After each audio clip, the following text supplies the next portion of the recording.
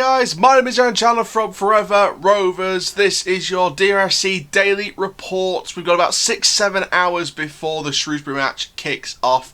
It's the final countdown. I'm not going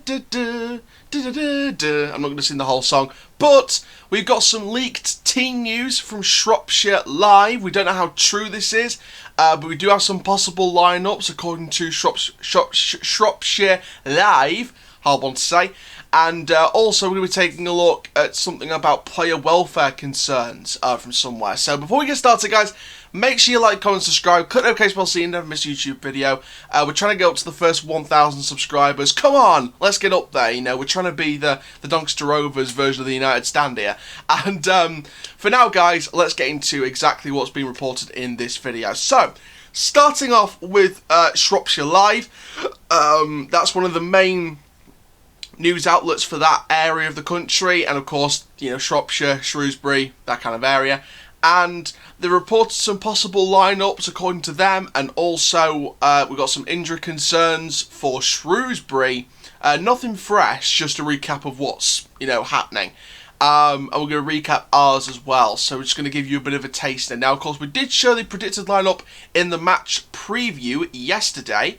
And you know, I put Lakilo in the starting 11. I think Taylor could get benched again, and I think Lakilo will get minutes. Hassani might get minutes, but I think that I put Hassani on the bench rather than Lakilo as well. I think Lakilo will start, but again, you know, we'll have a look at what Shropshire Live is saying. But let's have a look exactly what's being said. So according to Shropshire Live, the possible lineup for us, or according to them, is the same lineup as the Burton match. So Lumley in goal, Halliday right back, Anderson Butler and centre back, and John at left back. He was immense against Burton, so if he is starting a left back today, hopefully he has a good game. Smith and Whiteman in the midfield, Taylor on the right, James on the left, Richards at cam, and Okunabiri starting against his old club. Now, John Taylor, I believe, was also a former Shrewsbury player, so that could be John Taylor and Fajiri Okunabiri starting. Now, like I said, apart from the Kilo starting, that's the team that's from the Burton match, and apart from the Kilo, that's the team that I was predicting as well. I said the Kilo should start over Taylor just to give him some minutes, and all about player rotation. I know that Darren Moore was planning to do some player rotation. See how it goes. So this is not the confirmed lineup. This is just from Shropshire Live. This is the possible lineup for Rovers. Shrewsbury is mentioned to go with a possible lineup of Sarkic in goal. Some Rovers fan in a fan group on Facebook actually said maybe we should look at Sarkic next season as a potential goalkeeper. But we'll see what happens. You never know, could be the chance to see him play. Williams, Ebanks, Landor, Pierre, Millar, then Norburn, Goss, Vilar, Daniels, Wally and Udo. That's the possible lineup for Shrewsbury according to Shropshire Live. On the bench for us, they're saying Wright, Lakilo, Jones, Amos, John Jules, Coppinger and Hassani. So that's the predicted bench for us. Again, usual bench. Of course, apart from Lakilo for Taylor, which is what I made for my predicted 11. Their bench is their number 1, Boyonye, Goldborn, Edwards, Tracy, Daniels, Pugh and Cummings. Of course, that's Mark Pugh, the old Bournemouth guy. So in terms of the injury news of what they're saying on here on Shropshire Live, now, in terms of what's being said, Rovers boss Darren Moore, we know, will be out with Josh Sims. He won't be back for a few weeks, and he could potentially have played his last game already, depending if we are going to keep him past January. And of course for Shrewsbury, John Taylor returning, obviously. Now, in terms of Shrewsbury's injury news, according to Shropshire Live, nothing fresh, but they continue to be without the services of Brad Walker, who has an ankle problem, Marlon Fossey, who has a knee injury, and he continues to recover at his parent club Fulham in the Premier League. Raquel Pike, who's got a groin injury, and Leon Clark with a hamstring injury also both remain absent. So they've got 4 big injuries there. Marlon Fossey is a good young talent from Fulham. I think that was a great signing at the start of the season, but obviously he's still injured. Brad Walker, hidden gem in the midfield for them. Pike, good attacking player, and Leon Clark, again another great player. So, you know, overall I think that you know, we're looking at 4 big losses for Shrewsbury, but they've managed so far.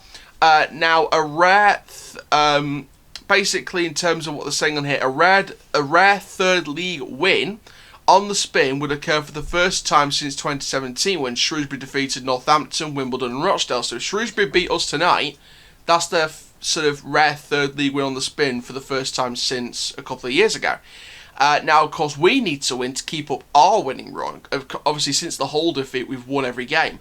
So if we beat Shrewsbury, obviously the big story from this is that we go top of the league by a point going into the Christmas break. And, heading into the Accrington match on the Boxing Day on Saturday, we've got to get the win here. We've got to make sure we go away with 3 points from Shrewsbury, and it's absolutely key that we go away from here with a win. Now, looking at this other article here on the Yorkshire Post about player welfare concerns, this is an interesting one from Darren Moore, and I so wants to share your thoughts about this. The manager has admitted that he has concerns about players' welfare going forward if the English Football League programme continues to be disputed. This is all about the COVID cases and, all the teams getting COVID cases and breakouts of COVID in the team and, the team having to self-isolate for 2 weeks. That's 2 match days back-to-back with no games. And, to be fair, some fans have been debating it. Should the English Football League be at least suspending the season until the situation's calmed down a bit or has got to some kind of normality and under some kind of control, and then not restart the season entirely, but sort of start the season again and extend it again? Or would that distribute the programme altogether? Do they only do it as far as they can, and then they stop the season again and they do it on a points per game basis? Which, to be fair, I have seen online the points per game table at this stage with our game in hand tonight. And even if we win our game tonight, the points per game system table, if they stop the season now, shows that we would be first. I don't think any Donny fan in the world would ever complain about finishing the season on a points per game basis again this season. Obviously, it'd be a big loss of revenue. I think the money coming in from promotion would be a stable amount of money, but would it be enough? And you've got to look at Rovers and think, well, every Rovers fan would love to see the season get stopped and put on a points per game system again because we would be first, we'd be champions of League One. But I would rather finish the season. However, how can you finish the season when you've got so many breakouts of COVID in so many teams? What if it happens to our team? What if it happens to your friend's team and your family's team and your auntie's team and your uncle's team, etc.? So you've got to look at that on a basis and think, well, hang on, what's the best scenario here? Does there have to be better track and tracing for football? Does there have to be better testing for football? If they're going to continue during lockdowns and during new, traces of COVID, are they going to update the process for footballers only? Is that just discriminating the people that need it most? Yes, it does. It's a very confusing situation. It's really confusing, and it's a really awful situation, to be honest. The fact that they want to put football above key people, key workers, key carers, key people, and the fact that football is being allowed to continue when the whole rest of the world has to stop. So it's quite controversial. It's very controversial, but there's only one person and one group that you have to look at to see, right, what do we do? What's the best case scenario? And those people is Rick Parry and the EFL. They've got to look at this. Same with the Premier League. They've got to look at the Premier League. Richard Masters, the chief executive, they've got to look at Masters, Parry, the Premier League, the EFL, and make the right choice. And do what's morally the right thing to do. At the minute, we don't even know what's going to happen, so I can't say what's the morally right thing to do right now because I don't even know what they're going to do, what the potential options are. So, if they stop it now on a points per game basis, other teams are going to be unhappy because they didn't get to finish another season, especially League 1 and 2, again, discriminating against lower leagues compared to the Premier League and Championship. If they were going to stop the season on a points per game basis, they'll do what they did last time. They'll keep the Premier League and Championship going, and they'll stop League 1 and 2 and all the non-league football stuff and just do it like that because the Premier League and Championship's where the money is. And they won't give a toss about League 1 and 2. They'll just stop that and keep the other two leagues running. They won't even stop football entirely and do it on a points per game basis. They'll just do it for the bottom two divisions and non-league. They won't do it for Premier League and Championship because they have a thing of getting money out of them. So you know, if they were going to do it on a points per game basis and stop the season in January, then it would be not them stopping the Premier League and the Championship, it would be us, and it would be League 2, and it'd be non-league football as well, which is discrimination. It's just making lower league clubs feel like they have to earn their way themselves and not giving any support, any financial package, nothing. Nothing substantial, because they've been given a £15 million pot to share and nearly 400 grand extra, but that's not enough. That's nowhere near enough. Ian Holloway said it greatly a few weeks ago in that interview on Sky Sports as Grimsby manager. He said it 100% clearly. So yeah, this has been an interesting article to sort of read about. Obviously it goes on a bit, and it does say that, you know, a number of clubs, including several in League One, Sunderland, Peterborough, Portsmouth, Ipswich, Bristol Rovers, I think Charlton's involved as well. Now, those have returned positive tests in the past few weeks. That EFL officials have stressed they have no plans to put the season on hold due to the situation. They don't have plans to put the season on hold at all. There needs to be a sense of leadership here, because if the cases are getting worse, even if we go into lockdown in January, and the cases keep getting worse, sooner or later you've got to stop it. Now, it's December, it's Christmas period, they don't want to stop it.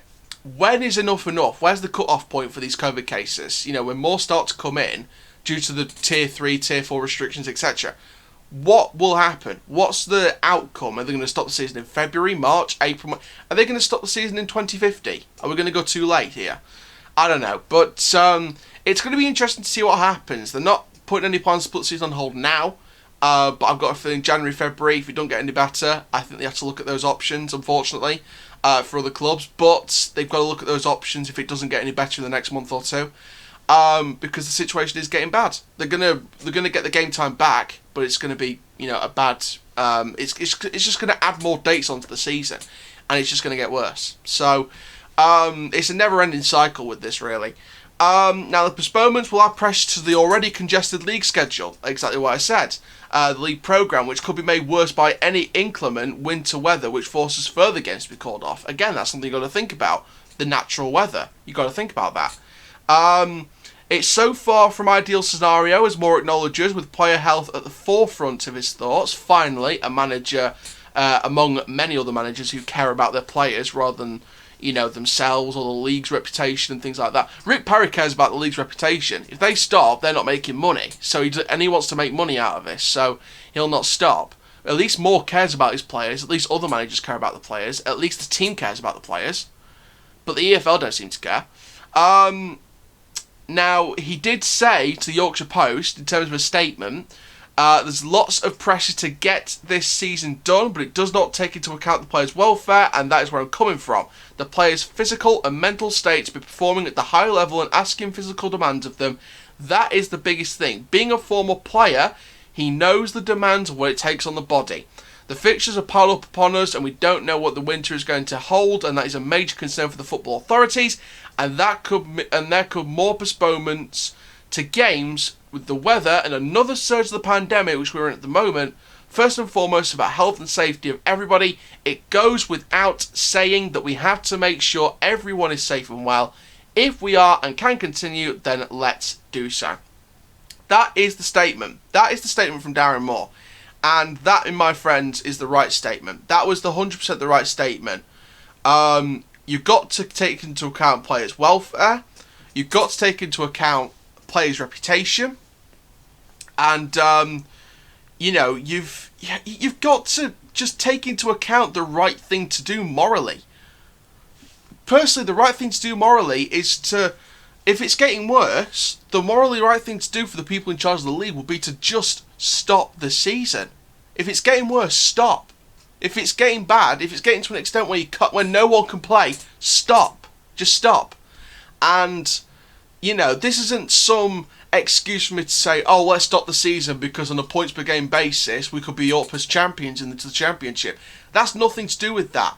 I'd be happy, of course I would, but that's nothing to do with that. As a football fan and as a fan of the people and making sure people are safe and well, as a speaker of the people, as the people, I would say stop the season, because if COVID cases are getting worse in football and around the rest of the world and in this country, there's no point keeping the spread by travelling to different games week in, week out, trying to finish a season. Risking players' health, risking players' physicality, risking players' welfare just to finish the season. There's no point. If it gets worse in January, February, March, stop. Just stop. And you make sure you come to an agreement of a massive, massive, massive fund package to give to the clubs that are going to lose more revenue from streaming that they can't do now because the games will have stopped and the season will have ended. And there needs to be some kind of agreement that's actually a decent agreement. Not something where the Premier League can profit on. Not something where Rick Parry can get all his little Premier League mates and Richard Masters and all those prats and just say, well, you have most of the money. I'll be alright anyway, trying to drag this league into the ground. I mean a decent agreement. So, you know, 2 interesting stories there about team lineups for tonight and, of course, the stuff about player welfare. Fully agree with Darren Moore. Player welfare, 100% comes first. And if the season's, you know, too much at risk further down the line than it already is to, you know, to the players, then just stop it. Just stop it. But in terms of the team lineup, going back quickly, I think that Lakilo on the bench and Taylor possibly starting pretty much the same lineup from the Burton game. I'd be alright with that. I think that was a really good performance last week and, well, on the week. And then, you know, I think overall, I think that team, each of the 11 players deserve to start. I think, to an extent, I can see why, you know, it'd be the same team lineup as Burton because, you know, each of those players deserve to start. Okudabiri deserved to start. John deserved to start. Richards, Taylor, James, you know, all those players deserve to start. And, you know, they deserve to start this as well. So there we go. That's just a little DRFC Daily Reports before we get into the game. I will be watching the game tonight, so I hope you guys have got your match passes as well. Don't forget, it's a tenner for the iFollow, the EFL iFollow. Go and buy it. Go to the club website. You can buy your iFollow match passes. It's only a tenner. I know people have complained about the quality, but once it's 100% working, you've got a good game in your hands. And the funny thing is, the funniest thing is, I'll be watching the game, but I'll be watching the game on my phone, and then I'm going to have AFTV on my laptop when Arsenal kick off against Man City because I want to see Pep Guardiola batter Mikel Arteta because I think that's going to happen. Gabriel Jesus might be injured. I think Aguero's still out, so they might play Sterling at strike as a false 9, and then the likes of Ferran Torres or Bernardo Silva or Riyad Mahrez will be on the wing because I think with Aguero out and Jesus may be out after the Southampton win, I think they're going to play Sterling in a false 9. Maybe that suits Arsenal. Maybe a not a proper striker and just playing a winger up front in a false 9 or up front. Maybe that'll help Arsenal. But they're still without Aubameyang, so it's going to be interesting. And yeah, Donny fans, please keep getting excited. Keep it grounded, but keep excited because we could face Arsenal next season. I'm reading reports this morning that Arsenal are putting relegation clauses into the contracts of their players, the likes of, I think, Aubameyang, Gabriel, probably Mustafi, Socrates is leaving for free in January anyway, reportedly, Granit Xhaka, Hector Bellerin, all these players are going to have relegation clauses. They're planning to put relegation clauses, or they've already put relegation clauses reportedly in their contracts, which says to me they're planning a relegation battle. Arsenal owners have said they're going to back him, but I don't know how true that is because let's be honest, the Cronkays have lied to the Arsenal fans for so many years. So when they say back him, I think Arsenal fans mean back him as in back him, give him about 5, 6, 7, 8 players that he needs. Rip out the whole squad in January and give him the squad for the second half of the season to survive the relegation battle. But in the Cronkays' words, backing him just means giving him one player and then maybe giving him one player to sign for next season. It could be a championship player playing in the championship anyway. But to be fair, it was weird. It was weird. We could face Arsenal next season in the championship if we go up and they go down. But it was weird to me because it was sort of like, I don't want to think it. All my family were like, no, it's not going to happen. Shut up, it's not going to happen. And I'm thinking to myself, yeah, you're probably right, it's not going to happen. But you can't help in the back of your mind thinking, well, hang on a minute. We've got a good chance of facing Arsenal next season if they continue to get worse and we keep getting better. And with the likes of Hector Bellerin being rumoured to go back to Barcelona next season, with the old president rumoured to going back in next month at Barcelona, and he wants Hector Bellerin to go with him. If he's back in and he's the favourite, Hector Bellerin could go back to Barcelona for 20 odd million. Arsenal's going to have the biggest budget in the Championship if they go down. And I was sort of talking about it with the family this morning, and it sort of reminds me of Leeds in 2004 in a way, because they went. I know Arsenal hadn't gone into administration, but Leeds went into administration in 2004. They were a big club. They were playing Champions League football at times, and they went down to the Championship. They even went down to League One, and they're not League Two obviously, but they went down to League One at the worst in the modern era. And it took them a while. It took about 16 years to get them back into the Premier League. And do Arsenal really need a season out of Europe and a season out of the Premier League to rebuild this squad? If Socrates is leaving for free in January, and it sort of got me. I'm sorry I'm going on about Arsenal when it's a Rovers channel, but I'm sort of thinking about this actually.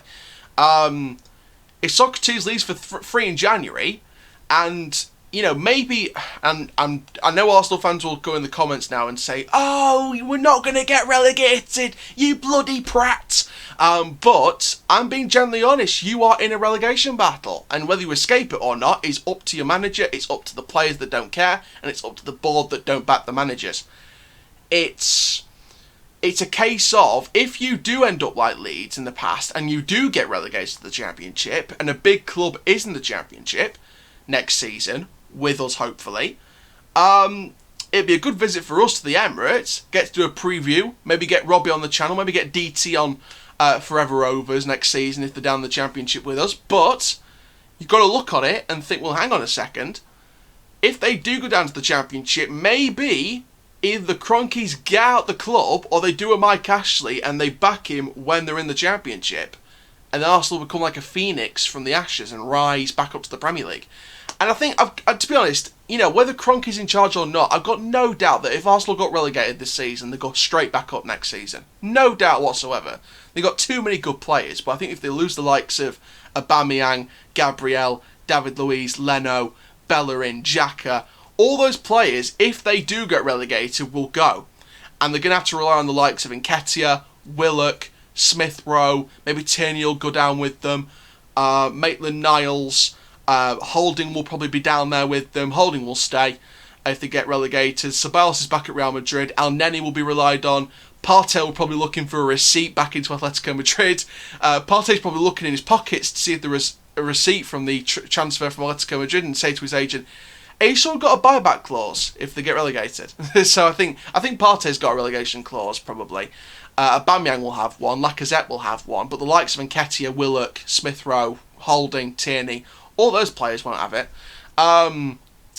Leno, maybe he'll go as well. I don't know. It's weird. It's sort of, you don't feel like you want to talk about, oh, Arsenal are going to get relegated. They're going to get relegated. They're done. The history. But you sit here and think about it and think, well, hang on a minute. If they do get worse, they don't win a Carabao Cup, they don't win the FA Cup, they don't survive the Premier League this season. I mean, because let's face it, apart from Man City tonight, their next games is the likes of Chelsea, Brighton. I can't remember who they got after Brighton, but I know they got Chelsea and Brighton next. If they lose those two games and Brighton win and Burnley win their game in hand, and maybe even Fulham win one or two of those next games, then Arsenal are in the relegation zone going into the January transfer window, and this is where the owners need to back the manager, because they're not going to get any Championship VIP boxers. The Kroenkes aren't going to be hanging out with the gods in Munich if they're in the Championship with no Europe at all, and they have to rely on the League and the FA Cup and the Carabao Cup to survive. There we go. But it's not out of the question. It might be impossible. People might still think, nah, Arsenal are not going to get relegated. What are you talking about, you bloody prats? But it's a possibility. No matter how much you don't want to admit it, Arsenal getting relegated is a possibility. Not certain, but it's a possibility. And if we go top of the league tonight for Christmas, and we keep this run going, and we keep being top of the league, or at least top 2, or at least top 6, or top 3, top 4 even, we could end up facing, if they keep getting worse and we keep getting better, we could end up facing each other next season. It could be Arsenal versus Donny Rovers. AFTV back on this channel. Hopefully do a preview on AFTV. If I get invited, who knows. But, you know, it'd be great to do some more work with the people at AFTV. So I kind of want Arsenal to get relegated just so I can work with Robbie again. I think that's all I'm bothered about. I want to work with Robbie again. So I want Arsenal to get relegated because, one, it might save their club from dying a horrible death. And two, gives them a chance to rip out the squad. And three, I get to work with Robbie again. And I might even get to work with DT and Troops, who knows. I might work with Expressions and get him to banter Arsenal fans. And I'll look at it from a balanced point of view, and he'll be bantering Arsenal on camera. But no, in all seriousness, maybe Arsenal do need a relegation to keep Arteta and build something. Because let's face it, from that, I think it was the Everton match, I'm not too sure, but one of the last couple of matches, 7 of the 11 players were Arsene Wenger players. I mean, what does that say? They haven't really invested, have they? So there we go. So thank you very much, guys, for watching this DRFC Daily Reports. Comment down below, do you want to see Arsenal next season in the Championship with us? You know, do you want to see us fight in the foxhole of the Emirates? Or would you would you have rather seen us go to Highbury and try and beat them on a league basis? We haven't faced them in the league in a long, long time. It's been, I think, decades and decades since we faced Arsenal in a league game. We have to look back to the, 1910s, 1920s, something like that? I'm not too sure exactly, but if they do get relegated, I will probably do a special video in the summer, once the season's done, and I will look at it and find out when was the last time we played Arsenal in a league game. I'll try and find that out, or if you guys can find it out, comment down below. But there we go, that's it for this DRFC Daily Report. Stay tuned tonight for the match review for the Shrewsbury match. And for now, guys, my name is Aaron Chalner from Forever Rovers, and that, my friends, is full time. Rovers till I die!